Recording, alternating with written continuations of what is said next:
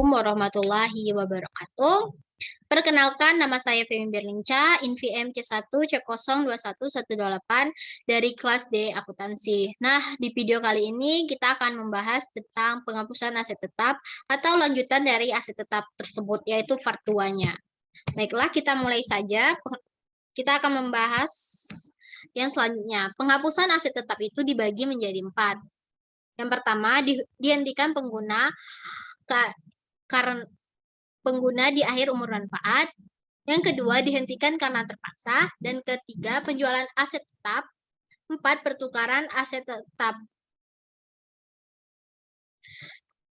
Nah, yang pertama kita akan menjelaskan dihentikan penggunaannya sesudah umur manfaatnya.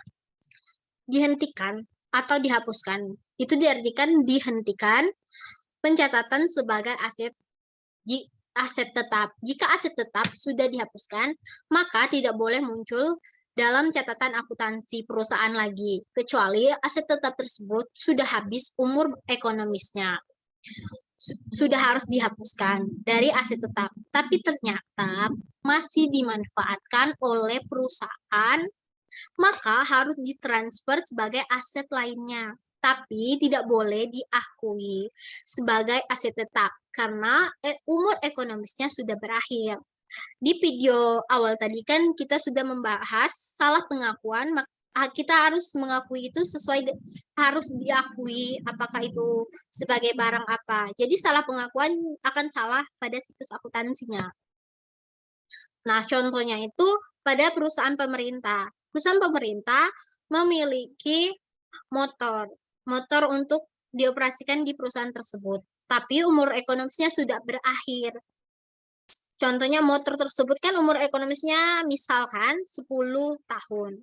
Sudah habis umur ekonomisnya, maka harus tidak dipakai lagi.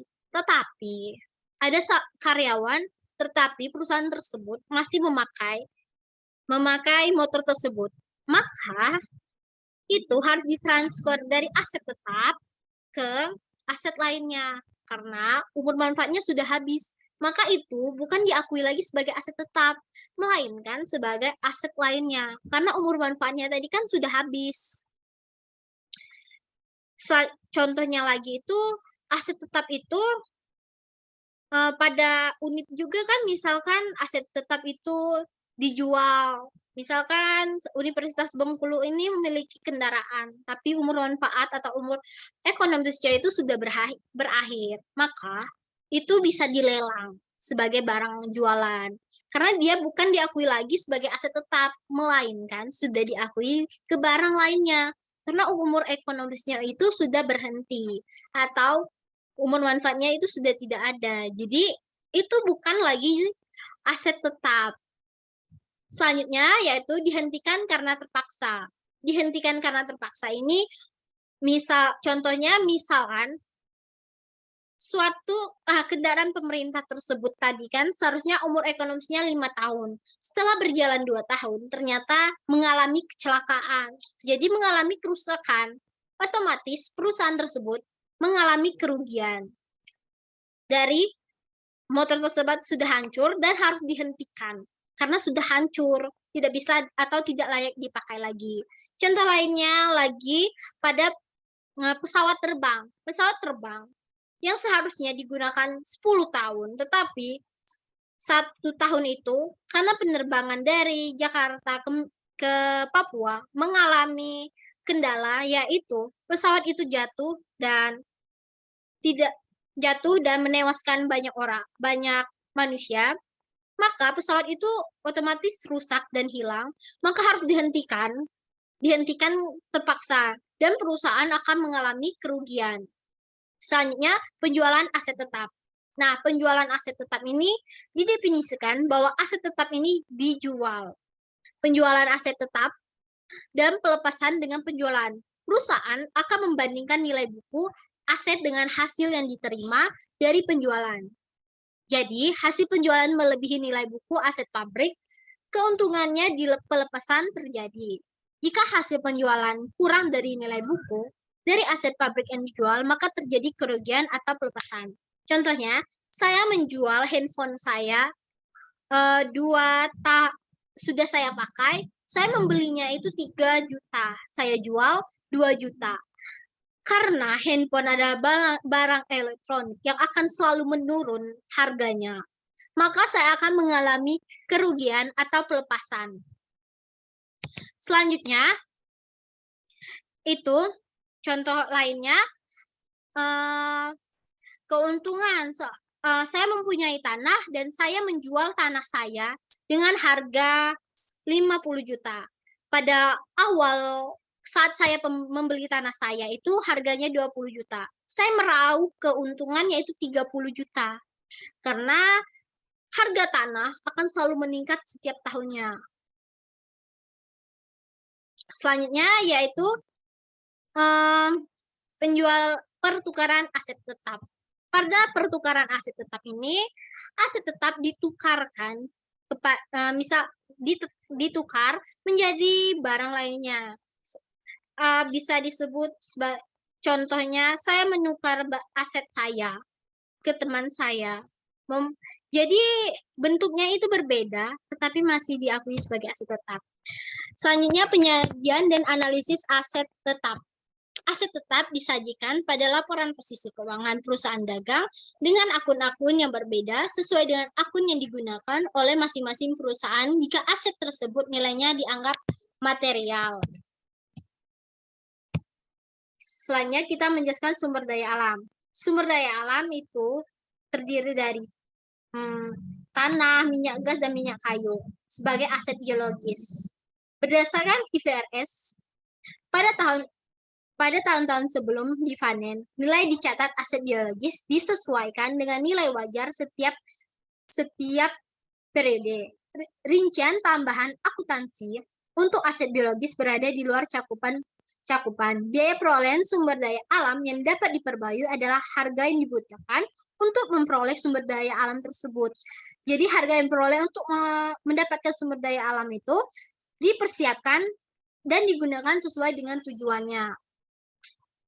Contohnya itu saya ilustrasikan bahwa Kak Anja Company menginvestasikan uangnya 50 juta di tambang yang diperkirakan memiliki 10 juta ton batu bara dan tidak ada nilai sisa. Nah, pada tahun pertama ini mengekstraksi dan menjual 800 ton batu bara dengan menggunakan rumus tersebut. Kita menghitung biaya depresiasinya yaitu 50 juta tadi kita bagi dari 10 juta tadi, maka akan memperoleh biaya depresi per tahun. Jadi biaya hasilnya itu $5 biaya depresi per tahun. Nah, dari biaya depresi per tahun tadi kita kalikan lagi dari kita menjualkannya tadi kan 800.000. Maka akan memperoleh biaya penyusutan tahunan senilai 40 juta. Anja Company mencatat beban depresinya itu tahun pertama yaitu deflation expense di debit 4 juta dan akumulasi depresian di kredit senilai 4 juta. Selanjutnya aset tak berwujud. Aset tak berwujud ini merupakan hak keistimewaan dan keunggulan kompetitif yang dihasilkan dari kepemilikan aset jangka panjang yang tidak memiliki substansi fisik. Aset yang tidak memiliki substansi fisik itu dia itu tidak ada bentuknya, jadi hanya selembar kertas mungkin bukti dari itu. Benda tak berwujud mungkin muncul dari sumber-sumber yaitu seperti hibah pemerintah, seperti paten, itu adalah substansi yang tidak memiliki fisik.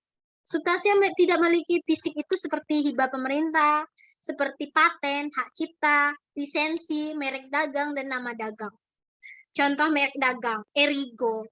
Itu kan tidak memiliki substansi fisik, itu hanya merek dagang dan nama dagang. Selanjutnya, akuisisi bisnis lain di mana harga pembelian termasuk pembayaran untuk niat baik. pengaturan monopoli swasta yang timbul dari perjanjian kontrak seperti waraba dan sewa guna usaha. Itu termasuk yang tidak memiliki substansi fisik. Baiklah, kita akan menjelaskan tentang hak paten. Hak paten adalah eksklusif yang dikeluarkan oleh kantor. Paten yang memungkinkan penerima untuk membuat, menjual, dan atau bisa mengendalikan suatu penemuan selama jumlah tahun tertentu sejak tanggal pemberian. Umur pada paten terkadang berbeda-beda di setiap negara. Tetapi usia paten di banyak negara adalah 20 tahun. Paten tidak dapat diperbarui, tetapi perusahaan dapat memperpanjang umur hukum paten dengan memperoleh paten baru untuk perbaikan atau perubahan lain. Nah, maksudnya itu hak paten itu tidak dapat diperbarui, tetapi bisa diperpanjang. Segala biaya hukum untuk dikeluarkan pemilik untuk mempertahankan paten dalam gugatan pelanggan dianggap perlu untuk menetapkan validasi paten. Pemegang paten mengkomputasi biaya paten selama umur paten atau masa manfaatnya yang mana lebih pendek. Perusahaan mempertimbangkan keesangan dan ketidakmampuan dalam menentukan masa manfaat. Faktor-faktor ini dapat menyebabkan paten menjadi tidak efektif secara ekonomi sebelum umur hukumnya berakhir. Selanjutnya yaitu hak cipta. Hak cipta memberikan pemilik hak eksklusif untuk memproduksi kembali dan menjual karya seni atau karya terbitan. Hak cipta berlaku sepanjang umur pencipta. Beda dengan hak paten tadi, hak cipta itu kan itu umurnya itu bisa dijual. Tapi hak paten juga bisa dijual. Selanjutnya kita merek dagang dan nama dagang. Merek dagang atau nama dagang merupakan kata atau simbol yang mengidentifikasikan perusahaan atau produk tertentu. Nama dagangnya itu seperti Erigo, H&M, Uniqlo. Membuat identifikasi produk langsung. Itu kan memberikan nama brand. Nama brand itu seperti mencerminkan brand itu sendiri. Jika perusahaan membeli merek dagang atau nama dagang, biaya merupakan harga beli. Jika perusahaan mengembangkan dan mempertahankan merek dagang atau nama dagang, semua biaya yang terkait dengan aktivitas dibebankan pada saat terjadinya. Karena merek dagang dan nama dagang memiliki umur yang tidak terbatas, maka tidak ada amortisasi. Selanjutnya, waralaba dan lisensi. Waralaba dan lisensi. Ketika mengisi waralaba dan sintasip, waralaba dan lisensi, contohnya itu ketika sebuah perusahaan dapat mengidentifikasikan biaya dengan pembelian waralaba atau lisensi, ia harus mengenali aset tidak berwujudnya. Jadi perusahaan harus melakukan amortisasi biaya waralaba atau lisensi yang memiliki umur terbatas selama masa manfaatnya. Yang terakhir yaitu goodwill. Goodwill biasanya aset tidak berwujud tersebar yang muncul di laporan posisi keuangan perusahaan, yaitu goodwill. Goodwill mewakili nilai dari semua atribut yang menguntungkan yang terkait dengan perusahaan yang tidak dapat didistribusikan ke aspek spesifik lainnya. Ini termasuk manajemen yang luar biasa yang diinginkan hubungan pelanggan yang baik, karyawan yang terampil, produk berkualitas tinggi, dan hubungan yang harmonis dengan serikat kerja. Goodwill itu unik, tidak seperti investasi dan aset pabrik. Goodwill yang dapat dijual secara individual di pasar. Goodwill hanya dapat diidentifikasikan dengan bisnis secara keseluruhan. Itulah penjelasan saya tentang penghapusan aset tetap dan part 2. Saya menyadari banyak kesalahan, saya mohon maaf. Kita masih proses belajar, saya masih proses belajar mengajar, kita belajar sama-sama. Baiklah, saya akhiri. Terima kasih sekali lagi. Saya tutup. Wassalamualaikum warahmatullahi wabarakatuh.